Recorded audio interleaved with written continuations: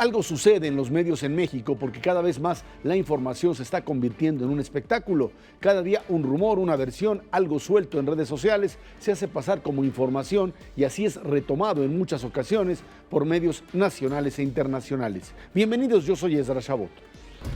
No se trata de restringir la libertad de informar, sino de todo lo contrario, de ampliarla.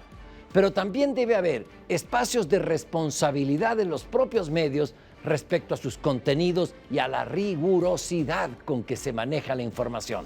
¿Qué tal? Soy Pablo Iriart.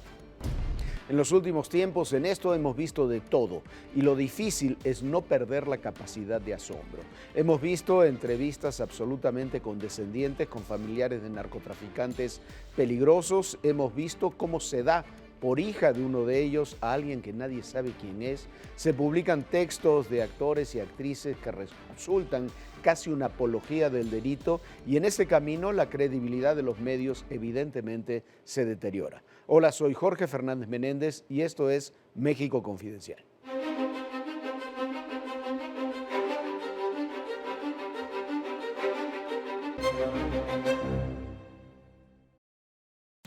Como decíamos, algo sucede en los medios donde cada vez el espectáculo se confunde con la información y cada vez nos encontramos con notas que no son tales, que no están sustentadas, que no está sustentada ni siquiera la identidad de quien la dice. Pablo Erra, ¿qué está sucediendo con la Yo pienso que algunos medios de comunicación, de los medios tradicionales, están queriendo ser como las redes sociales, quieren ser empatía con las redes sociales. Entonces se ponen a darle vuelo a una entrevista, por ejemplo, lo mencionabas en la introducción, a personas que no sabemos ni quiénes son. Que está bien, digo yo, no está bien, pero sí puede ser usual en redes sociales, donde no importa que sean las verdades a medias, que sean mentiras, que sean corazonadas o que sean desahogos del tuitero, del que sube algo a Facebook. Sin embargo, que esa conducta la adopten los medios de comunicación que son profesionales, que están hechos por personas que estudiaron y que tienen una responsabilidad social, a mí me parece que estamos denigrando el trabajo de los medios de comunicación. Yo creo que esta es una discusión sobre ética periodística, sin duda alguna, el tema de medios de comunicación vinculados a redes sociales. Es cierto que las redes sociales finalmente pues han transformado el ámbito del periodismo en todo el mundo, esto siempre y cuando, por supuesto, la prensa o lo que llamaríamos el medio institucional tenga capacidad o esté dispuesto a retomarlo.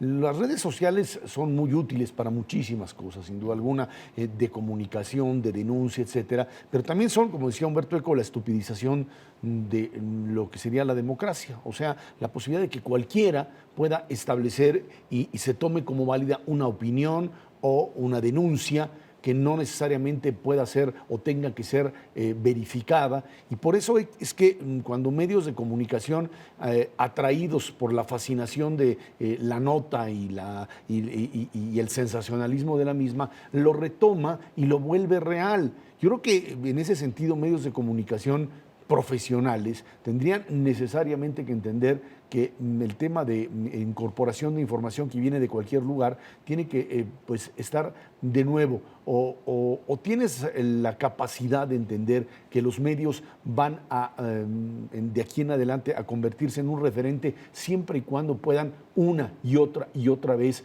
demostrar que aquello que están informando es cierto o paulatinamente irán también perdiendo una credibilidad que desgraciadamente pues ya lo hicieron con anterioridad. Sí, pero yo creo que el problema va más allá. Mira, yo creo sí hay un problema de ética, hay un problema de comprender el papel que van a jugar los medios en relación a las redes sociales, es un proceso que todavía es de cambio.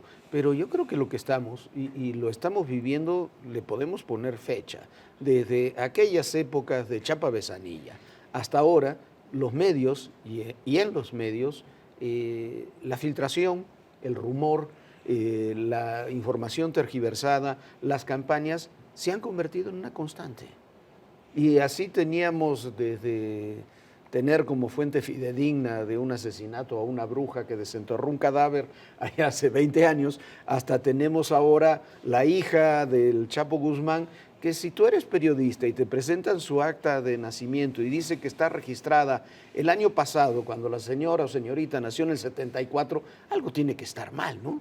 Entonces, me parece, no hay ninguna rigurosidad en checar la información y ya son demasiados años de no checar información, de no tener rigurosidad y de no avanzar en esos temas. Sí, y mucho se comenta, mucho se escribe, inclusive se ponen fechas del acta de defunción de los periódicos, van a morir los periódicos.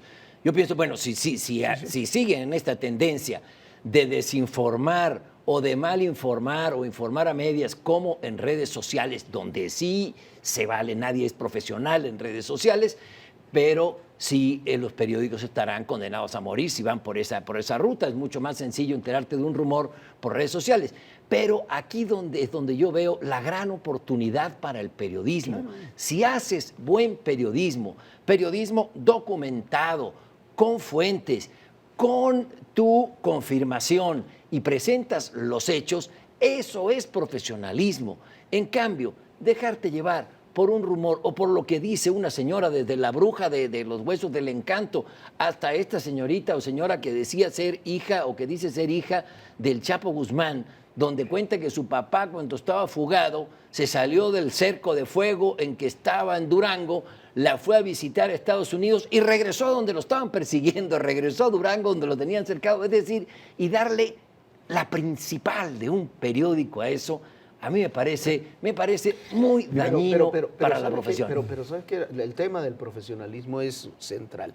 ¿Por qué? Porque, esa nota salió en The Guardian, uno de los periódicos bandera de la prensa inglesa, respetado en todo el mundo. Si esa nota hubiera salido con un personaje de la vida europea o de la vida inglesa, The Guardian lo hubiera desestimado inmediatamente, hubiera sancionado al reportero, hubiera sido un escándalo. Pero ocurre aquí donde eso ocurre todos los días. ¿Sabes qué, Jorge? Entonces The Guardian la reafirma diciendo que respalda la nota de su reportero. ¿Sabes qué? No, Jorge, porque si eso hubiese aparecido allá, hubiesen tenido el suficiente cuidado de checar una, checar dos o checar tres. Claro, eso es lo que estoy diciendo. Perfecto. Aquí viene de México y por supuesto la reproduces y no pasa absolutamente nada. Todo puede ser creíble. Todo es creíble en México, todo puede ser supuesto. creíble y confío en mi reportero. Todos los grandes periódicos han cometido grandes errores. ¿Sí? Recuerdo el que publicó una biografía supuestamente desconocida de Hitler en Alemania y que el periódico pues tuvo una demanda luego por parte de distintos sectores al descubrir que era totalmente falsa. El New York Times se ha metido en broncas por esta razón también en distintas ocasiones. Siempre hay esta posibilidad, esta lucha es la ambición entre la nota y finalmente pues el ridículo. Pero creo que en el caso del periodismo mexicano, ante lo que nos estamos enfrentando es ante este dilema de la inmediatez, lo que ya tengo en la mano, que me lo puedan ganar la nota y convertirme en el que denuncia o el que obtiene la información que nadie conoce y que, por un lado, pues hay siempre la mano negra de quien te lo manda a publicar y por otro lado, esto sí, falta de profesionalismo, porque yo la suelto y luego a ver quién confirma y a ver quién desmiente. Y después falta de profesionalismo y este periodismo militante que también es terriblemente indulgente cuando le conviene, durísimo en sus causas. A ver, tú no puedes entrevistar a la esposa del Chapo Guzmán y cuando dice, bueno, a mí no me consta que sea narcotraficante, o yo no sé si el señor tiene... Hombre, ¿cómo que no te consta que sea narcotraficante? No le repreguntas después de eso, si alguien te dice, no le pregunta, usted no lo vio nunca traficar, no había armas en su casa, jamás tuvo custodia, ¿a qué se dedicaba su esposo? ¿A qué se dedicaba su esposo? Mira, y los errores, todos cometemos errores, todos, pero hay errores limpios y hay errores sucios. Y los errores sucios son cuando sabes que estás mintiendo, cuando sabes que no es real lo que estás publicando. Y si publicas que el Chapo viajaba a Estados Unidos y que regresaba al lugar donde lo estaban persiguiendo, sabes que estás mintiendo. Son errores sucios y esos son los que dañan terriblemente al periodismo, junto con este periodismo militante del que señalaba Jorge, que con tal de favorecer a la causa, se vale mentir, se vale engañar, se vale manipular. Y yo creo que en el tema de periodismo militante, bueno, pues Es un periodismo que en la mayor parte del mundo ya fue rebasado. Periodismo Aquí de no. partido, aquí no. Aquí no, La mayor parte aquí del no. mundo me refiero a México. Cosa de cabal, Por eso saluda. dije la mayor parte por eso. del mundo. Cuando tú ves lo que era el periodismo europeo, el periódico del Partido Comunista Francés, L'Humanité, etcétera, que eran así eran, tenían una línea y paulatinamente se fueron desmoronando porque no pudieron seguir manejando esta línea de no se publica lo que no conviene al partido, a la línea. Y esto, en términos ya de una mayor competencia, apertura, globalización, dejó de funcionar. En el caso de nuestro país, pues hay un periodismo militante que abiertamente lo que quiere hacer es, no quiere confirmar sus fuentes, quiere confirmar su prejuicio y lo hace una y otra vez y ajusta la realidad al prejuicio. Si la realidad es distinta a lo que yo opino, pobre por la realidad. Qué pena porque con lo la que tengo, realidad. qué pena que se Sí, volvemos al punto. Bueno, ¿cuál es el futuro de los medios tradicionales? Hablo de los periódicos, hablo de los noticieros, noticiarios de radio y televisión. Bueno, es ser cada día más profesionales. Siempre habrá público que quiera conocer los hechos tal cual son. Desde luego que se vale, hay tendencias ideológicas y son muy válidas.